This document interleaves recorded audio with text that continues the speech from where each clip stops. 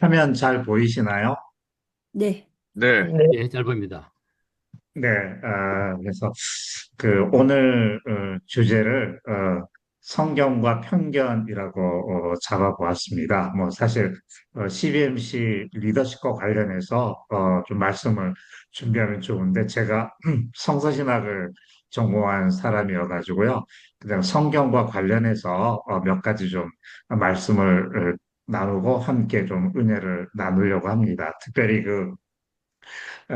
이 성경이 이스라엘 고대 이스라엘 사회와 문화적 배경 속에서 기록이 되었기 때문에 오늘 우리 한국 문화나 혹은 미국 문화 속에서 살고 있는 우리들이 이 성경을 이해할 때 간혹 우리가 잘못 이해하고 또 편견을 가지고 있는 부분들이 없지 않아 있어서 그 중에 그냥 몇 가지 예를 좀 들어서 함께 좀 말씀을 나누려고 하는데요. 그런 의미에서 오늘 선입관이나 편견이 성경 읽기에 미치는 영향이라고 하는 주제를 잡아보았습니다. 그래서 우선 우리가 이제 기독 실업인으로서 사실 선입관이나 편견을 가지고 있으면 사실 저희들은 교회에서도 그렇지만 또 일반 직장이나 사업체에서도 리더로 대부분 다 활동을 하고 계시잖아요. 그러니까 많은 사람들을 이끌어가는 그런 리더의 입장에서 선입관이나 편견을 우리가 가지고 있게 되면 신앙과 또 경영이 만나는 지점에서 특별히 우리가 좀 조심해야 될 문제가 아닌가 생각을 합니다. 그래서 특별히 뭐 학벌이라든지 출신 지역이라든지 나이 혹은 성별, 국적, 신앙 수준 등으로 이제 사람의 가치와 능력을 미리 판단하는 태도를 가리켜서 우리가 선입관 혹은 편견이라고 말을 할 수 있을 텐데요. 뭐, 이 사람은 뭐 교회 다니니까 믿을 수 있다. 저 사람은 신앙이 없으니까 위험하다라고 하는 어떤 이분법적인 사고도 우리가 사람과의 관계를 가질 때 또 우리가 사업체를 운영하면서 많은 사람들을 대할 때 아마 여러분들이 이미 많이 경험한 것이라고 볼 수 있을 것 같아요. 아, 이 사람은 교회 다니고 신앙이 좋으니까 믿을 만해. 라고 했다가 나중에 실망하는 경우도 있고요. 저 사람은 신앙이 없는 사람이니까 위험하다라고 생각을 했지만 나중에 돌이켜보면 이게 같이 이렇게 대해서 일을 해보면 신뢰할 만한 그래서 이게 우리가 어떤 선입관이나 편견을 가지고 사람을 대하지 않는 것이 중요하다라고 하는 생각을 하게 되는데요. 성경에도 보면 이제 그와 같은 예들을 좀 찾아볼 수 있습니다. 근데 그중에 여러 가지가 있는데 그중에 이제 제가 오늘은 까마귀하고 그다음에 레아하고 라헬 에 대해서 조금 소개를 드리고 말씀을 나누려고 합니다. 사실은 양과 염소에 대해서도 좀 말씀을 준비했는데 너무 길 것 같아서요. 오늘은 그냥 까마귀하고 레아하고 라헬에 대해서만 좀 소개를 드리면서 함께 좀 말씀을 나누려고 합니다.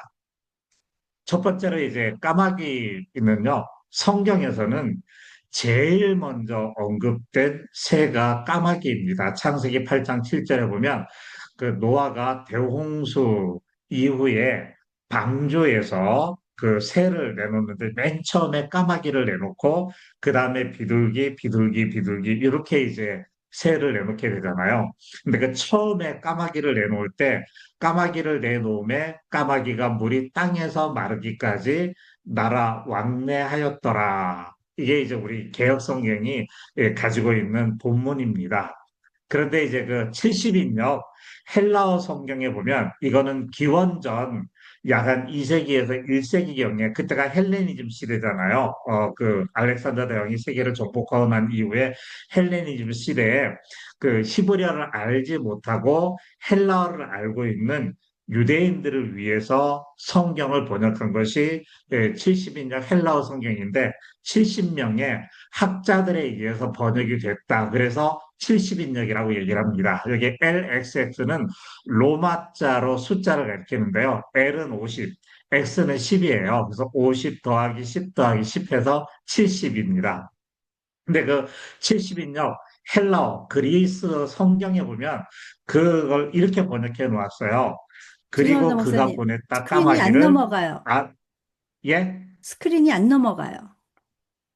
안 넘어가요? 네. 잠깐만요.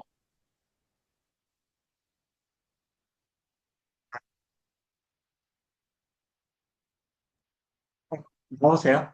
지금 이제 이제 들어가는 나와요? 말 넘어갔습니다. 들어가는 말 나왔죠? 네. 그 다음에, 예, 까마귀, 이 선입견. 까마귀 예. 나왔고, 이제 나오죠. 이제 70인역 지금 예, 됐습니다. 70인역 헬라어 성경이 나오죠. 네. 그래서 여기 보면, 그리고 그가 보냈다 까마귀를 알아보기 위해 물이 빠졌는지를, 그리고 그가 나가서 돌아오지 않았다, 물이 땅에서 마를 때까지. 그래서 노아는 그 물이 빠졌는지를 알아보기 위해서 방주 안에 있으니까 까마귀를 내보냈는데, 70인의 헬라 성경에 보니까 그 까마귀가 나가서 물이 땅에서 마를 때까지 돌아오지 않았다라고 이렇게 약간 좀 덧붙여서 성경을 이렇게 기록을 해 놓았습니다. 그래서 이 본문하고요. 그 다음에 이제 우리나라 같은 경우에는 까마귀에 대해서 좀 부정적인 인식을 가지고 있잖아요. 뭐 아침에 까치가 울면 반가운 손님이 온다고 생각을 하고 같은 까마귀간데도 반가운 손님이 온다고 생각을 하고 까마귀가 울면 어디서 누가 또 죽었나 이렇게 좀 불길한 그런 이제 마음을 갖고 있습니다. 그래서 까마귀에 대해서 굉장히 그 시체를 뜯어먹는 그런 그 부정적인 새로 인식을 하고 있어가지고요. 그 대홍수가 나갖고 물난리가 났으면 그 방주 안에 있는 사람들, 동물들 위에 나머지는 다 물에 빠져서 죽었을 거 아니에요. 그러면 그 물 위에 그 물에 빠져 죽은 뭐 동물의 사체들이나 이런 것들이 있을 테니까 그러니까 방주에서 나간 까마귀가 그 사체를 뜯어먹느라고 이리저리 다니느라고 방주로 다시 돌아올 생각을 하지 않는다라고 이렇게 번역을 하는 거예요. 그래서 그 제가 그 고등학교 때 지금도 기억이 나는데 고등학교 3학년 때 이제 신학교를 가겠다고 마음의 결심을 하고 열심히 교회 생활을 할 때 한 번은 부흥회를 하는데 목사님이 설교 제목을 지금도 잊어버리지 않습니다. 까마귀 같은 성도라고 하는 것을 말씀 속에서 했어요. 근데 그 까마귀 같은 성도가 뭐냐면 세상에 나갔고 세상에 좋은 것을 찾아서 이리저리 돌아다니느라고 정신없이 돌아다니느라고 구원의 방주인 교회로 돌아올 생각을 하지 않는 사람 이런 사람을 그래서 까마귀 같은 성도다라고 이렇게 얘기를 하는데 그 말씀이 참 은혜로운 말씀이죠. 좋은 말씀입니다. 그런데 사실 까마귀 입장에서 보면 조금 좀 억울한 면이 있어요. 그래서 그 히브리어 성경 본문을 보면 이렇게 되어 있습니다. 그리고 그가 그 노아가 까마귀를 보냈다. 그리고 까마귀가 계속해서 나갔다가 돌아왔다 했다. 땅에서 물이 마를 때까지. 그러니까는 70인역 헬라어 성경에서는 땅에서 물이 마를 때까지 까마귀가 돌아오지 않았다고 이렇게 되어 있고요. 이 우리가 가지고 있는 히브리어 성경에서는 땅에서 물이 마를 때까지 까마귀가 계속해서 나갔다가 돌아왔다가 하는 것을 반복했다라고 이렇게 표현을 하고 있어요. 그래서 그 히브리어 본문을 보면 그 히브리어 문법 중에서요. 부정사 용법이라고 하는 게 있습니다. 인피니티브, 투 부정사 용법인데요. 그 히브리어는 오른쪽에서 이렇게 왼쪽으로 쓰거든요. 그래서 여기 보면 바예체 야초아로 되어 있는데 바예체는 동사고요. 야초아는 동사인데 부정사예요. 부정사입니다. 그래서 이 동사 앞에 부정사가 있으면 강조를 얘기를 해요. indeed. 그런데 동사 뒤에 부정사가 나오면 continuously, 연속성을 가리키고 있습니다. 그러니까 앞에 부정사가 붙으면 반드시 나갔다 이런 뜻이 되고요. 뒤에 부정사가 붙으면 계속해서 나갔다라고 하는 이런 표현이 됩니다. 그런 표현이 돼서 그래서 이제 그런 부정사 용법에 기초해 갖고 히브리어 성경을 다시 한번 보면 노아가 그 까마귀를 방주에서 내보냈는데 그 까마귀가 땅에서 물이 마를 때까지 계속해서 반복해서 나갔다가 돌아왔다라고 하는 것을 했다라고 하는 거예요. 그러니까는 히브리어 성경의 본문의 기초에서 보면 방주 안에 있는 노아는 지금 방주 바깥에 있는 그 세상에 가득 찬 물의 상황이 지금 어떤지를 모르는 거예요.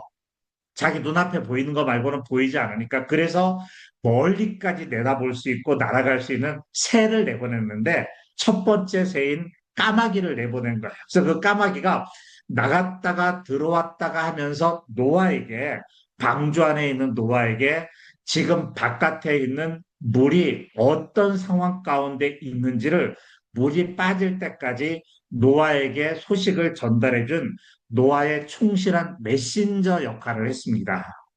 그러니까는 앞에 72년 헬라 성경에서는 까마귀가 나가서 시체 뜯어 먹느라고 방주로 돌아올 생각을 하지 않는다라고 이렇게 부정적으로 해석을 했지만 원래 히브리어 본문에 보면 까마귀는 방주 안에 있는 노아에게 방주 바깥에 있는 심판의 물이 어떤 상황 가운데 있는지를 충실하게 알려준 메신저, 사자로서의 역할을 감당을 했다는 거예요. 그런 의미에서 성경은 까마귀를 부정적으로 보지 않고 나름대로 긍정적으로 보고 있습니다. 물론 레위기서에 보면 부정한 색 가운데 까마귀가 들어가 있긴 해요. 근데 그거는 이제 또 다른 문제고요. 어쨌든 그 노아의 방주에서 그 까마귀가 한 역할은 자기의 본분을 잊어버리고 시체 떠드먹느라고 정신없이 세상에서 방황하는 그런 새가 아니라 방주 바깥에 있는 심판의 물이 어떤 상황 가운데 있는지를 노아에게 알려준 충실한 메신저로서의 역할을 했다라고 하는 거예요. 그래서 이 성경, 특히 구약 성경에서 이 메신저가 역할을 하는 그 노아의 충실한 메신저가 까마귀였다면 하나님의 충실한 메신저는 예언자들이에요.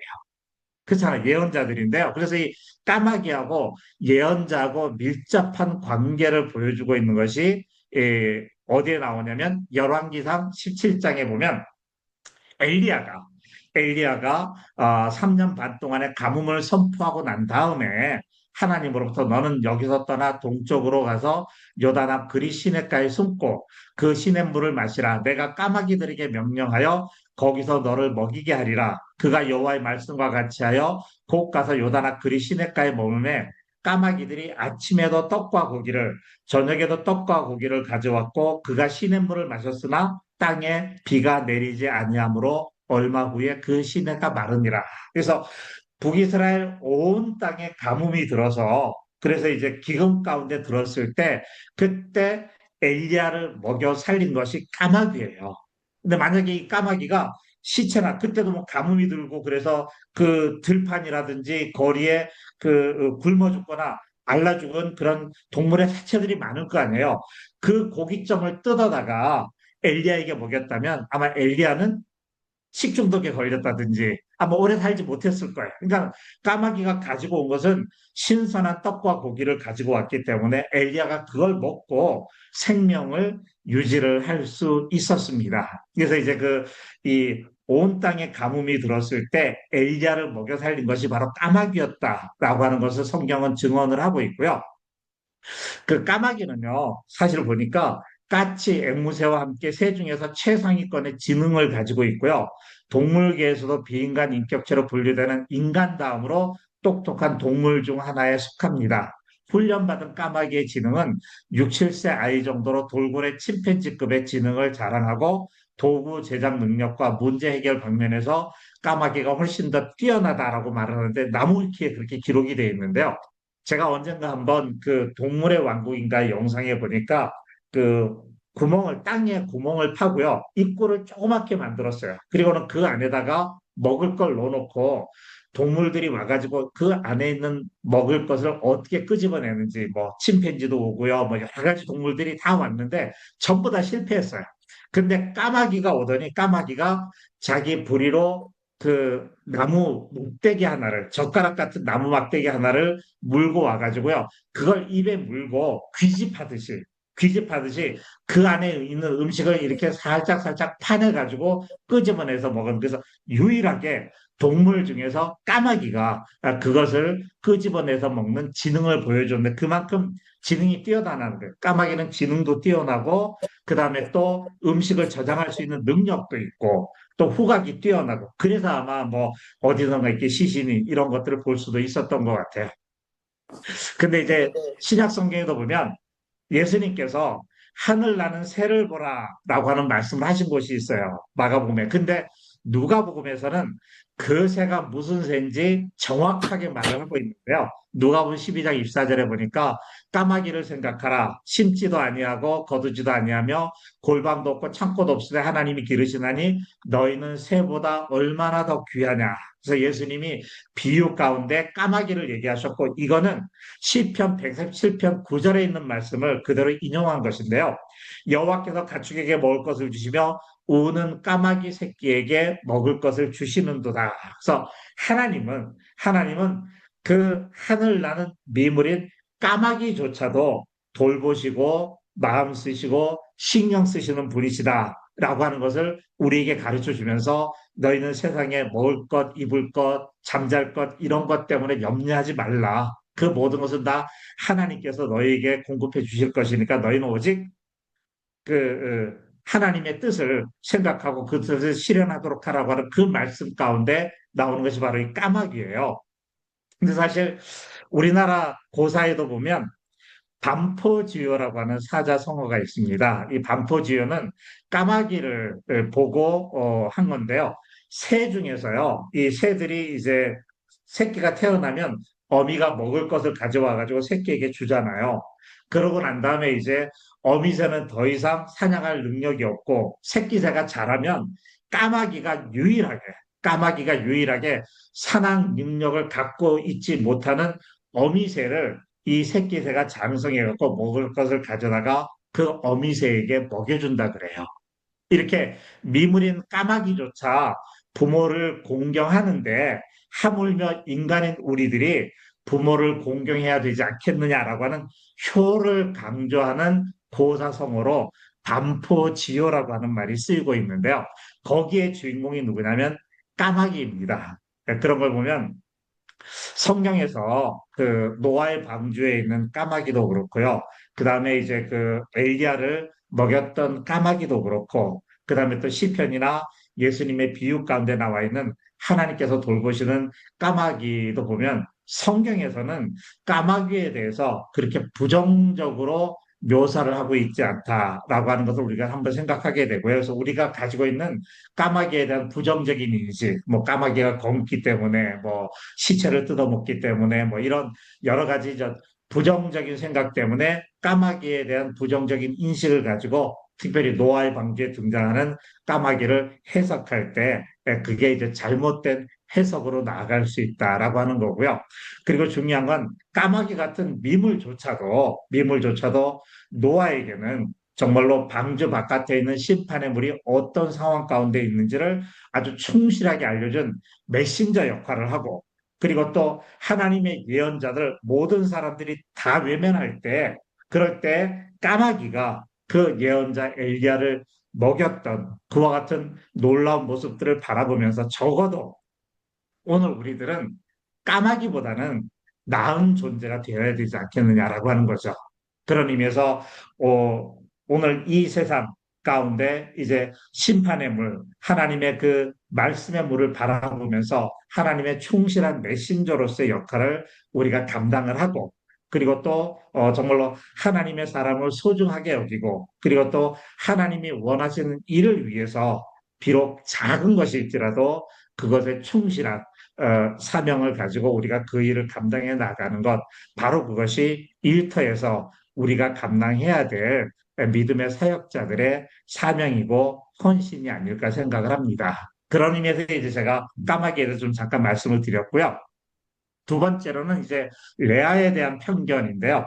제가 언젠가 한번 그 한국일보에 칼럼을 쓴 적도 있습니다. 근데 성경에서 편견 때문에 오해를 받은 대표적인 인물 가운데 한 사람이 레아입니다. 레아는 라헬과 함께 자매로 야곱의 아내가 된 사람인데요. 성경에서 보면 야곱이 레아보다 라헬을 더 사랑했다고 한 것 때문에 우리도 은연중에 라헬을 더 좋게 생각하면서 레아는 못난 여인이다라고 하는 편견을 우리가 갖고 있습니다. 그래서 창세기 29장 20절에 보면 야곱이 라헬을 위하여 7년 동안 라반을 섬겼으나 그를 사랑하는 까닭에 7년을 며칠같이 여겼더라. 야곱이 형과의 갈등으로 인해 갖고 집을 떠나서 외삼촌 라반의 집에 왔는데 보니까 라헬이 너무 예쁜 거예요. 그래서 그를 사랑해가지고 정말로 7년 동안 아무런 보수도 받지 않고 일을 하는데도 불구하고 그냥 7년을 하루같이 여기면서 그 일을 하면서 그러면서 라헬하고 결혼하기를 원했던 것입니다. 그런데 결혼식을 하고 난 다음 아침에 눈을 떠서 보니까는요, 창세기 29장 25절에 야곱이 아침에 보니 레아라 라반에게 이르되 외삼촌이 어찌하여 내게 이같이 행하셨나이까 내가 라헬을 위하여 외삼촌을 섬기지 아니하였나이까 외삼촌이 나를 속이시면 어찌 됨이니까 그랬더니 라반이 대답하기를 언니 우리 집안에서는 언니보다 동생을 먼저 주는 것은 우리 지방에서 하지 아니하는 바이라 이를 위하여 7일을 채우라. 우리가 그도 내게 주리니 내가 또 나를 7년 동안 섬길지니라. 그래서 사실은 야곱은 자기가 사랑하는 여인 라헬하고 결혼하기 위해서 20년 동안의 나그네 된 생활 가운데서 14년을요, 무보수로 일을 해요. 라헬을 얻기 위해서. 그만큼 야곱은 라헬을 사랑했던 것입니다. 예, 그런 야곱의 심정이 우리들 가운데도 이렇게 스며들게 되는데요. 근데 이제 왜 야곱이 7년 동안 일하고 난 다음 라헬하고 결혼하기로 했는데 왜 그 자기가 처음에 결혼식을 한 여인이 라헬이라고 하는 걸 알아보지 못하고 아침이 되어서야 그것을 알았을까? 그 이유는 이제 창세기 24장 65절에 보니까요. 그 리브가에 관한 얘기인데 종에게 말하되 들에서 배회하다가 우리에게로 마주오는 자가 누구냐? 종이 이르되 이는 내 주인이니이다. 리브가가 너울을 가지고 자기 얼굴을 가리더라. 여기 사진에 보시면 이제 위에 눈매 빼고는 아무것도 보이지 않아요. 특히 이제 신부 화장을 하면 정말로 이렇게 그 눈 화장 위에는 아무것도 보이지 않기 때문에 결혼식을 할 때, 그럴 때 신부의 얼굴을 알아볼 수가 없습니다. 그러니까 이제 야곱은 그냥 당연히 라헬인 줄 알고 결혼을 했는데 아침에 일어나 보니까 라헬이 아니고 레아인 거예요. 그래서 그때 이후로부터 지금까지 유대인들은 결혼식을 할 때 그 옛날 자기들의 조상 야곱이 범한 실수를 다시는 반복하지 않기 위해서 반드시 결혼식 중에 행하는 의식이 있어요. 그게 뭐냐면 바데켄이라고 하는 의식입니다. 바데켄인데요. 이스라엘은 지금도 야곱의 결혼에서 유래한 바데켄이라고 하는 풍습이 있는데 오른쪽에서 이렇게 왼쪽으로 쓰는 거예요. 의미는 덥다라고 하는데 신부의 베일입니다. 지금은 이제 현대식으로 결혼식을 하기 때문에 신부가 이제 신부 화장을 하고 드레스를 입고 그다음에 이렇게 베일을 가려도 충분히 얼굴을 다 알아보잖아요. 얼마든지 얼굴을 알아봐요. 그럼에도 불구하고 결혼식 하기 전에 신랑이 신부의 집에 찾아가서 반드시 행하는 의식이 있는데 그게 바로 바데켄이라고 하는 의식입니다. 바로 이 사진이에요. 그러니까 신부의 집에 가갖고 그 결혼식을 하기 전에 신부의 얼굴을 너울을 벗겨가지고 신부의 얼굴을 확인하는 시간이 있어요. 예, 그게 이제 그 옛날 자기들의 조상 야곱이 범했던 잘못을 다시는 반복하지 않겠다라고 하는 그런 의식에서 나와 있는 지금은 이제 형식적으로 남아있지만 어쨌든 중요한 의식 가운데 하나로 자리를 잡고 있습니다. 근데 그 창세기 29장 16절 17절에 보면 라반에게 두 딸이 있으니 언니의 이름을 레아요 아우의 이름은 라헬이라 레아는 시력이 약하고 라헬은 곱고 아리따우니라고 되어 있어서 레아는 눈이 안 좋고 라헬은 곱고 아름답다 해서 레아에 대해서는 약간 좀 부정적으로 라헬에 대해서는 긍정적으로 이렇게 묘사를 하고 있습니다. 근데 이제 이거를 72년 헬라어 성경을 보면요. 레아의 눈은 약하고 아스테니스가 이제 약하다는 뜻도 있고 병들다는 뜻도 있어요. 근데 라헬은 보기에 좋고 외모가 아름답다라고 해서 72년 헬라어 성경에는 아예 레아를 부정적으로 묘사를 해서 그의 눈이 아주 병든 것처럼 약하다라고 이렇게 표현을 하고 있는 거예요. 근데 히브리어 성경을 보면 레아의 눈은 부드럽고 약하다는 의미도 있지만 사실은 부드럽다 혹은 우아하다라고 하는 뜻을 가지고 있고요.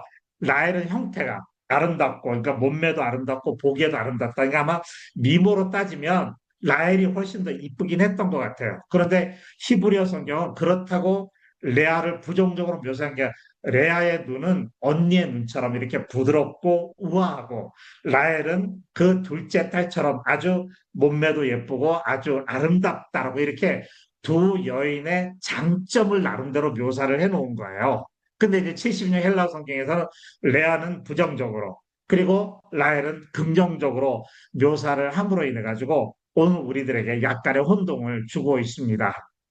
여기 그래서 이제 레아의 눈은 라코트하다라고 이렇게 얘기를 하는데, 라코트하다라고 하는 말이 물론 약하다는 뜻도 있지만 이게 병들어서 약하다는 뜻이 아니고요, 부드러워서, 그래서 이제 굉장히 부드럽게 보이고 우아하게 보인다고 하는 그런 의미를 가지고 있습니다.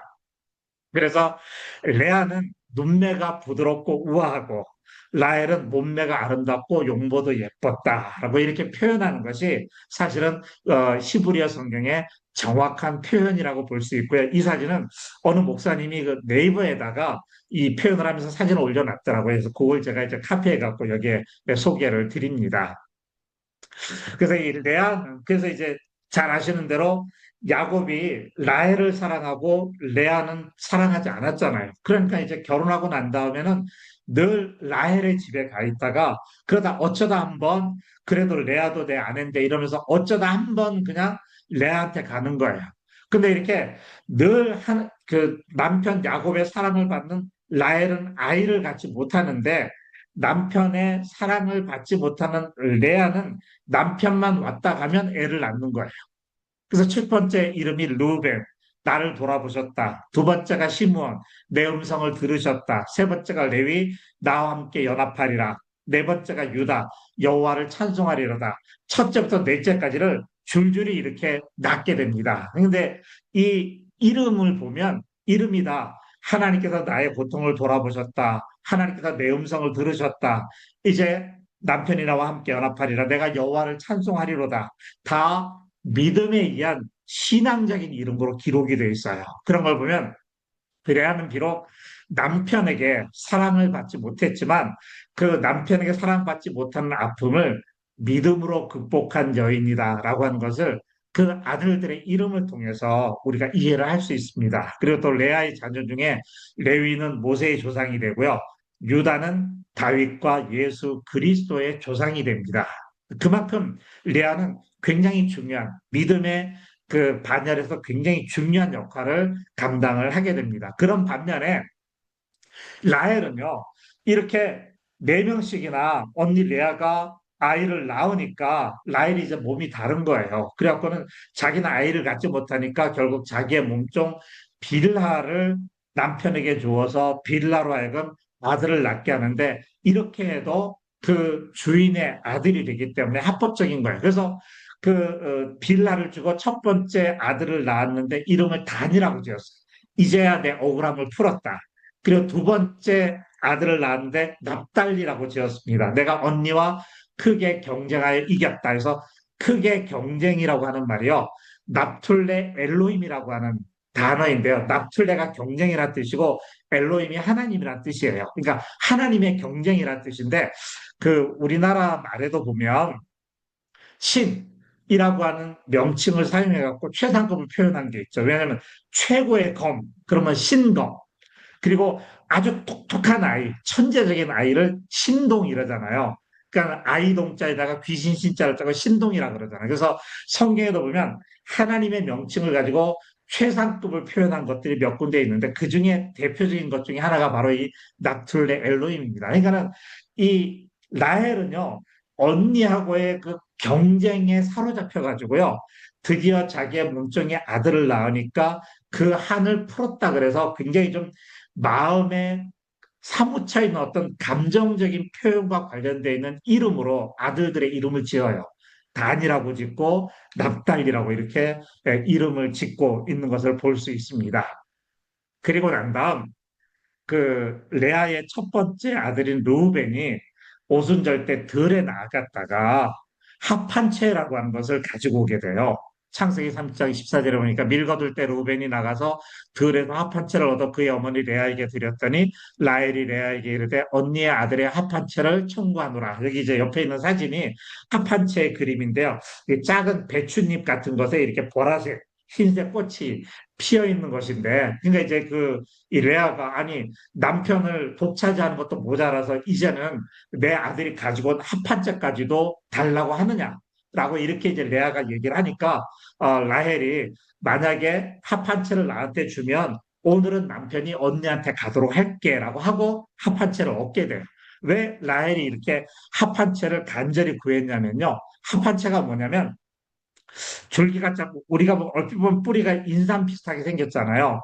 잎은 배춧잎 같이 넓습니다. 꽃은 겨울에 나오는데 진한 자주색의 향기롭고요. 합한채 뿌리는 수피트 길이의 두세 갈래로 갈라진 인삼처럼 사람 모양을 하고 있어서요. 합한채는 체음제 효과가 있어서 남자에게는 정력제로, 여자에게는 임신 촉진제로 알려져 있습니다. 그러니까 이제 라헬이 아이를 갖지 못하니까 합한채를 먹고 그걸 통해서라도 아이를 갖기 원하는 간절한 마음을 가지고 그거를 달라 그런 거예요. 그래서 이제 이 합한채는요, 사실 이스라엘 백성들이 결혼식을 할 때 신부의 집에 갖추어 놓는 식물 가운데 하나예요. 다시 말하면 임신에 대한 기대와 축복을 바라면서 갖다 놓는 것이 합한채입니다. 그래서 아가서 7장 11절 13절에 보면 나의 사랑하는 자야 우리가 함께 둘러 가서 동네에 유숙하자 우리가 일찍 일어나서 포도원으로 가서 포도움이 돋았는지 꽃술이 퍼졌는지 석류꽃이 피었는지 보자. 거기서 내가 나의 사랑을 내게 주리라. 합한채가 향기를 토하고 우리의 문 앞에는 이게 신랑 신부의 집 문 앞이에요. 각양 귀한 실과가 새것 부은 것이 구비하였구나. 내가 나의 사랑하는 자 너를 위하여 쌓아둔 것이로구나. 그래서 합한채는 고대에 이 임신을 원하는 여인들에게 그것을 하게 해준다고 믿는 그런 식물 가운데 하나여서 라헬이 이제 그걸 달라고 그랬어요. 근데 중요한 건 그리고 난 다음에 합한채를 먹고 라헬이 아이를 낳았다고 하는 얘기는 없어요. 그 대신에 그날 합한채를 주고 남편 야곱이 레아의 집에 왔는데 그때 레아가 또 임신하여 아들을 낳았는데 그 이름을 이사갈이라고 짓게 돼요. 그런 걸 보면 자녀는요, 하나님의 선물이지 정력제의 산물이 아니라는 거예요. 그래서 그런 걸 우리가 생각해 볼 수 있습니다. 그렇다고 해서 이렇게 해서 이 레아는 비록 라헬보다 아마 외모가 좀 떨어졌을 수도 있고요. 어쨌든 남편의 사랑을 받지 못했는데 그 남편의 사랑을 받지 못한 것을 가슴에 품고 한을 가진 것이 아니라 그것을 믿음으로 극복하였던 여인이었고 그 결과 그의 자녀들 가운데 훌륭한 믿음의 모세라든지 다윗이라든지 훌륭한 믿음의 후손들이 계속해서 이어져 나올 수 있었다라고 하는 점에서 우리는 야곱이 레아를 덜 사랑한다고 해서 우리도 덩달아서 레아를 덜 사랑할 필요는 없다라고 하는 거죠. 그리고 이제 그렇다고 해서 우리가 라헬을 부정적으로 볼 필요도 없습니다. 그러니까 레아는 남편의 사랑을 받지 못한 아픔을 가지고 있었지만 라헬은요 반대로 남편의 사랑을 많이 받았는데 레아하고는 또 다른 아픔을 가지고 있어요. 그게 뭐냐면 남편의 사랑을 그렇게 받으면서도 아이를 갖지 못하는 거예요. 그래서 이제 고대 사회에서 결혼한 여인이 가장 고통스럽고 비극적일 때가 언제냐면 아이를 갖지 못할 때거든요. 그래서 그 아이를 갖지 못한 여인의 아픔이 얼마나 큰지는 사무엘의 어머니 한나에게서 우리가 찾아볼 수 있습니다. 그래서 예레미야서 32장 15절에 보면 여호와께서 이같이 말씀하시니라 라마에서 슬퍼하며 통곡하는 소리가 들리니 라헬이 그 자식 때문에 애곡하는 것이라 그가 자식이 없어져서 위로받기를 거절하였도다. 이 말씀은요, 기원전 586년 바벨론에 의해서 예루살렘이 함락되고 성전이 파괴되면서 수많은 사람들이 죽고 남은 자들이 포로로 끌려가게 된 것을 예언하면서 하신 이 예레미야 예언자의 말씀이에요. 거기서 라헬의 슬픔을 예레미야가 묘사하고 있는데 그 예레미야는요 라헬의 비극적이면서도 적극적인 그러니까 라헬은 남편의 사랑을 그렇게 많이 받으면서도 아이를 못 갖잖아요. 그런데 거기에서 라헬이 좌절하거나 절망하거나 포기하지 않아요. 어떻게 해서든지 아이를 가지려고 온갖 방법을 다 쓰는 거예요.